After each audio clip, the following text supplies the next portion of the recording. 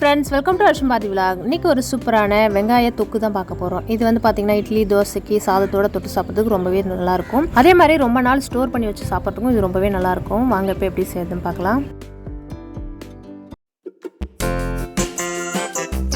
இந்த வெங்காய தொக்கு செய்கிறதுக்கு நான் 3 வெங்காயம் போல் எடுத்திருக்கேன். இது வந்து பெரிய வெங்காயத்துலேயும் செய்யலாம், சின்ன வெங்காயத்துலேயும் செய்யலாம். நான் வந்து 3 பெரிய வெங்காயம் எடுத்துருக்கேன். இதெல்லாம் தோல்லாம் எடுத்துகிட்டு நல்லா நீல வாக்கில் கட் பண்ணி எடுத்துக்கலாம்.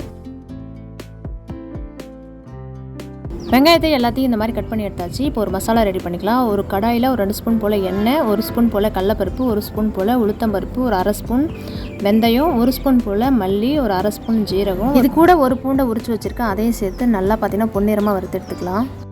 பருப்புலாம் பாதி வறுபட்டதும் இப்போ காரத்துக்கு ஒரு 10 வரமிளகாய் சேர்த்துக்கிறேன். இது கூட ஒரு கைப்பிடி அளவு கருவேப்பிலையும் சேர்த்துக்கிறேன். கருவேப்பிலை பார்த்திங்கன்னா தண்ணி இல்லாமல் சேர்த்துக்கோங்க. ஏன்னா இது பார்த்திங்கன்னா ஸ்டோர் பண்ணி வச்சு சாப்பிட போகிறோம், ரொம்ப நாளைக்கு இருக்கும்.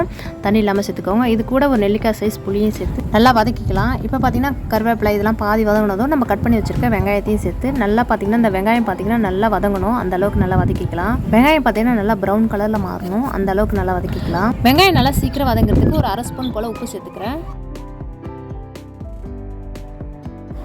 வெங்காயம் பார்த்திங்கன்னா நல்லா வதங்கிடுச்சு. வெங்காயம் பார்த்திங்கன்னா இந்த அளவுக்கு நல்லா வதங்கியிருக்கணும். இப்போ வந்து காரத்துக்கு ஒரு கார மிளகாய் தூள் 1 ஸ்பூன் போல் சேர்த்துக்கிறேன். உங்களுக்கு வரமிளகாயோட காரமே போதுன்னா விட்டுடலாம். நான் கொஞ்சம் நல்லா காரமாக வேணுன்றதால 1 ஸ்பூன் போல் காரத்தூள் சேர்த்துக்கிறேன். இப்போ நல்லா இதெல்லாம் ஆற வச்சு ஒரு மிக்ஸி ஜாரில் சேர்த்து அரைச்சி எடுத்துக்கலாம். அதுதான் அரைச்சி எடுத்தாச்சு. நான் பார்த்திங்கன்னா கொஞ்சம் குறைப்பாக தான் அரைச்சிருக்கேன். நீங்கள் அரைக்கிறப்ப பார்த்திங்கன்னா இன்னும் கொஞ்சம் மைய அரைச்சி எடுத்துக்கோங்க. கொஞ்சம் மட்டும் நறு இருந்தால் மட்டும் போதும். இப்போ இதை தாளிச்சிக்கலாம். ஒரு கடாயில் ஒரு 2 ஸ்பூன் போல் நல்லெண்ணெய், கொஞ்சமாக கடுகு, உளுத்தம்பருப்பு, ஒரு 5 பல்லு பூண்டை தோல் உரிக்காமல் அப்படி நசுக்கி சேர்த்துக்கிறேன். வாசனை கொஞ்சம் பெருங்காயம், கொஞ்சமாக காரத்தூள் சேர்த்துக்கிறேன். இது வந்து காஷ்மீர் மிளகாய் தூள், நான் வந்து கலருக்காக சேர்த்துக்கிறேன். இது வேணும்னா சேர்த்துக்கலாம், எல்லாம் விட்டுடலாம்.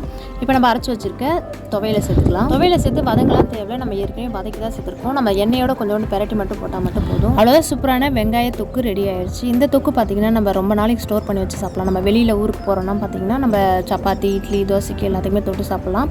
ரொம்ப நாளைக்கு கெடாமல் இருக்கும். கண்டிப்பாக நீங்களும் ட்ரை பண்ணி பாருங்கள். ரொம்பவே டேஸ்ட்டாகவும் இருக்கும். இந்த வீடியோ பிடிச்சிருந்தா லைக் பண்ணுங்கள். புதுசாக பார்க்கணும் நம்ம சேனலை சப்ஸ்கிரைப் பண்ணிக்கோங்க.